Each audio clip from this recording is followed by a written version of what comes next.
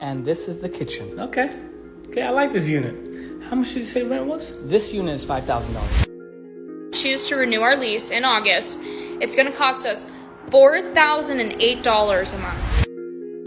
But I'm literally working just to pay rent for us to have a place to sleep. I work more than full-time. I work more than 50 hours every week, and I can't qualify for an apartment in most states in America today. And she was taking me up to this room and she was like, oh my God, you're gonna love it. It's a 1-bedroom, it's $2,800, but it has a big balcony. Oh, it has a big balcony, bitch. Does it? $1,800 for a studio apartment downtown, minus $200 parking, minus utilities. Like, what the fuck? How are you guys living? How are you guys living? Please tell me. Rent prices are out of control. Landlords are gouging tenants, and people are struggling to find affordable housing. Let's dive into the world of rental nightmares and see what people are saying about this housing crisis. And yeah, one more thing, subscribe, because my subscriber increasing rate is lower than inflation, so subscribe to beat the inflation. Let's start with something chill. And this is the kitchen. Okay, I like this unit. How much did you say rent was? This unit is $5,000. Oh no, I'm renting, not buying. I know, $5,000 for rent, not including utilities. Does it come with a family or? If money is an issue, I can refer you to someone else. Nah, money's not an issue. You said it was 5,000? Yes. Yeah, that's, what's that, like 1,000, like 5 times or something? That's how numbers work. So yes. Yeah. So the deposit will be $3,500, including first and last month's rent, plus the application fee, which brings you to about $17,000. See, my real issue are these cabinets. Are these made of real wood? No, sir. See, there's a problem. I'm allergic to fake wood. Can't even touch it. I'm sorry to hear that. I can show you more expensive units if you... I'm parched. Do you have something to drink? Here you go. Thank you.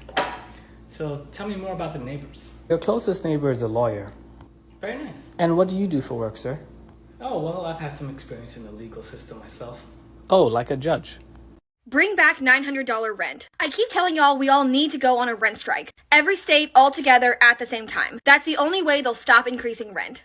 And what safety nets do you have in place for all of the people who are suddenly going to be unhoused? This is by no means the first time I've seen something like this, but when we're talking about irresponsible organizing, this is what we're talking about. Telling people to put their housing at risk, knowing full well that many of them have nowhere else to go, and if they get evicted, that means they are on the street, to just stop paying rent and do a rent strike without doing any of the work to provide safety and safety nets and support for those people is incredibly irresponsible. There should absolutely be rent caps. Rent should be lower. Rent is insane. The rental market needs more regulation. It's out of control. And yes, a rent strike can be a way to achieve that. But if you do not already have all of these safety nets put in place for the people who are going to be striking, it's going to fall apart incredibly quickly. And the most vulnerable people will be in even worse places than they were at the beginning. You need to have infrastructure in place for this to work. So my lease ends in 7 days, and I told this bitch I don't want to spend more than $2,200, and she was taking me up to this room and she was like, oh my God, you're gonna love it. It's a 1-bedroom, it's $2,800, but it has a big balcony. Oh, it has a big balcony, bitch. Does it? Do you know what else is big? No? Okay, let me tell you what's not. The bank account, the budget, the credit score, the patience, bitch. Why don't you take the keys to Miss 2,800, not including parking and utilities, and shove it up here? So I got a letter from my apartment complex to Miss Rachel Peterson Connolly. I'm not gonna read the whole thing, but basically, if Ty and I choose to renew our lease in August, it's gonna cost us $4,008 a month. We live in a 2-bed, 2-bath in South Denver. Just so you don't think I'm making it up, we would be paying almost as much as my parents do for a 7-bedroom, 11-acre house. Colorado, y'all are on some crack cocaine. I have been homeless for over 100 days. I live here in this Prius, which is a rental car, and I work more than full-time. I work more than 50 hours every week, and I can't qualify for an apartment in most states in America today. And, I put out a couple videos recently about this, and a lot of people watched them, and there was mixed reviews, and we're at a divide in this country right now where, there seems to be this idea that if you want to be able to survive and work a job and be able to afford a home and a car and things like that, the essentials, somehow that is getting misconstrued for socialism. I've been called a socialist more times in the last few days than I care to count. And how is that socialism? Because when you think about it, right, just 15 years ago, 20 years ago, people could work one job, afford to buy a home, have a car, a newer car, a yearly vacation. You go back a little bit further, like 30 years ago, one person could earn for a whole family, could have a partner, children, a new car, and a yearly vacation on one income. So how are we at this point where people like myself that are working can't afford a place to even live? But then when we ask for that, it's somehow called socialism. Yeah, I seen y'all had some 1-bedroom luxury apartments for rent. How much they going for? Shit, like 2, 3, 4, 5. Hell, it ain't like it matter anyway. We gonna raise the shit. 2, 3, 4, 5 what? Like, what you mean? Bands. Yeah, like 2, 3, 4, 5 bands. Racks, $1,000. Bam, the hood, like down the... Okay, what's the luxury features they come with? Why is so much? Shit, the refrigerator silver, and we just hit the walls with some fresh beige paint. And we just put the fake wood flow in. You ain't ready for this? Okay, cool. So I'm having to move out of my house because I can't afford rent. So I'm moving into my parents' property. But one time I couldn't afford rent either, and I was driving down the highway to try and go get help from social services, and the hood of my car smashed into my windshield and shattered it. So I pulled over, and this lady behind me pulled over and turns out I happen to know her. So she helps me get to the social services office, and I'm calling my dad, and he's like out of state or out of town. And as I'm there, this other lady overhears me, and she's like, I'll call AAA and have them tow your car for free. What's your address? So they gave me a ride home, towed my car for free. A couple of days later, my friends called me, and they're like, hey, let's go out. And I was like, I'm sorry, I can't go out. I can't even get to work. My car is completely wrecked. The windshield's wrecked. I can't even make rent. I don't know how I'm going to fix this. So sorry, guys. And they're like, hey, you know what? We just ran into some cash, and we want to help you. So they paid for my car. They got me a rental, and they paid for rent for me that month. And you want to know something? If the hood of my car hadn't flown up and shattered my windshield, none of that would have happened. I wouldn't have gotten any help, and I probably wouldn't have been able to pay rent that month because I never would have told them that, hey, I can't pay rent. Sorry, I can't go out. I'd have been like, sure, let's go out. You know what I mean? So I'm just saying, like, you know what? Me moving into my parents' house at 30 is going to be the best thing that's ever happened to me. It feels like right now I'm pulling over on the side of the road with a shattered windshield. My life sucks, but you know what? Everything's going to be fine. Everything's going to be great. It doesn't matter. We're going to be fine. We're all going to be fine. If you're currently living in Alberta, specifically Calgary area, and you live downtown in a high-rise apartment, what the fuck do you do for work? Like, I need to know, because I just went apartment shopping or like renting, whatever, with my friend the other day, and the prices are absolutely insane. And I just don't understand what job people are doing as Canadians. Like, I'm 25. What job would a 25-year-old have to be living in these apartments? Because it's just insane to me. Like, $1,800 for a studio apartment downtown, minus $200 parking, minus utilities. Like, what the fuck? How are you guys living? How are you guys living? Please tell me. Today is Friday, and the rent is due. I'm feeling some kind of way, right? I don't really have much money after I pay rent. I might have like $300, and that'll probably go to my gas to get back and forth to work throughout the whole week until I get paid again. But I'm literally working just to pay rent for us to have a place to sleep. I don't know. I feel so sad, right? All my situations, but I did get something in the mail from the police station about my son and the situation with the vapes, right? So I'm hoping when I go to court, I have court cases that I have to fight too. So when I go to court, I'm hoping that all this evidence can help me in court. But I gotta go to work today, and I'm feeling some type of way. And because yesterday I had to leave work early because I had to pick up my daughter because she was having cramps and she was in the bathroom throwing up. So, you know, the school nurse is like, come get your daughter. So I had to stop working and drive an hour to go pick her up. And just not having anybody that I could depend on to help me, no family, just nobody. She was saying to me, she said, do you have anybody that you can call? And I told her, no, there's nobody. There's nobody to call. I'm literally by myself. Come take a tour of my 2-bedroom, 1 bath, $300 a month rent house. To preface, I live in the middle of nowhere in a small town in Arkansas. Also, houses in my town are not very expensive either if you want to buy one.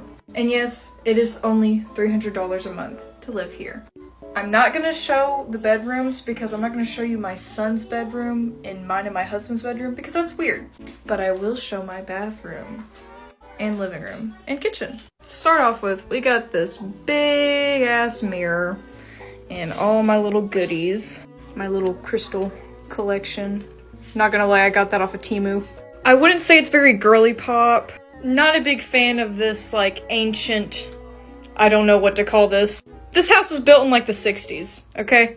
But I would say I like this part of the bottom cabinet. But yeah, you can tell it's pretty old. It's been pretty worn down. The woman that lived here before us, she lived here for 20 years and it was filthy whenever we moved in and it took about like 3 weeks to deep clean it.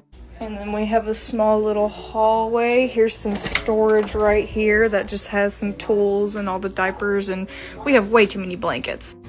And now you see my son getting into some shit. Hello, Ollie. This is a very ratchet PC setup that is my husband's. And we're gonna go over here. Miss Rachel's life, by the way. And here is the living room. The reason why the ice maker is like in the middle of the living room is because whenever we moved in, there wasn't a single 3-prong plug-in. And this is a 3-prong plug-in. And the only 3-prong plug-in was under there. Goodwill recliner. This bad boy heats up the entire house. Also slightly embarrassing Funko Pop collection. That's my husband's. Look at how cute we are. No. And during the summer, that cools off the house pretty well. There's a lot of history behind this dryer. In our previous house, the lady that lived there before said we could have her dryer and washer. The dryer was in the bedroom. The reason why it is hand painted is because she wanted it to match the theme of her bedroom and chose the ugliest shade of yellow and brown possible. I know I need to take out the trash. Shut up. But here's the washer. She didn't paint that one to match the vibe. And here is our kitchen. We haven't had an oven in the 3 years that we lived together. I don't even think we would know how to use an oven at this point. So the litter box goes there because there's nowhere else to put it. I primarily cook out of the toaster oven, microwave, and the Instapot. The Instapot, if you don't have an Instapot, get one. It makes life so much easier. And I'll probably put some of my recipes up later. And we have a shed outside in the back with a bunch of our stuff in it and stuff that our son grew out of. This is our front yard. And we have a pretty big backyard, and that's our shed. I would say the bills in total come around about $600, $700 a month, not counting groceries or anything. I'm currently a stay-at-home mom and live paycheck to paycheck, but you know, it is possible to find somewhere cheap to live. Because in this economy, ain't no way we're getting a house anytime soon that we own. So we just make do with what we have. We live humbly, but we love it here. I pay $18 a week to live in a tent in Yosemite National Park with my girlfriend, and I'm here to give you a room tour. Now cut us some slack on the mess, because after 3 months of living in this tent, we are moving into a dorm. Outside we have 2 bear boxes, actually 3, and a mess. It's kind of charming though. We have a nice creek right next to us. It's beautiful. Oh yeah, I forgot to mention, bear boxes is like where we keep food and whatnot so that animals and bears don't get into our food. Or so that they don't get into our tent to get to our food or us. Anyways, the inside is a mess, so I'll keep it brief. This is my dresser, that's my girlfriend's dresser right there. Over here we have junk storage, and up there coat hangers. Off here to the left we have our bed, and a mess and a mess. This thing has like plywood floors that are painted with some really crappy paint, right? Ow! Anyways, some really crappy paint. Everything is painted with this like weird shade of green, and the ceiling boards are kind of like aesthetic and whatnot, which is kind of cool. To top it all off, when we first got here, we had to like dig out our tent from snow. We do have a heater, which was really nice when it was absolutely frigid here. Pretty sure it got down to like 7 degrees one night. Anyways, this was such a mess, I don't even know why I took you through this room tour, but mainly just to show you how much better the dorm we're moving into is. There's some kind of weird and pretty creepy reasons for why we're getting moved, but I'll get into that later. Let me let y'all in on a little secret I learned working in property management. If you live in an apartment complex and your utilities are included or your utilities are paid through your apartment complex, you know they're not doing that just to be nice and make it convenient for you, right? It's either for one or two reasons. One, they're getting a kickback, especially with the internet. Like if they're charging you $100 for an internet package, I guarantee you they're getting that internet for $50 to $75 per unit. So they're just pocketing the rest of your money. Or they're scratching somebody's back. So it's some type of business partnership.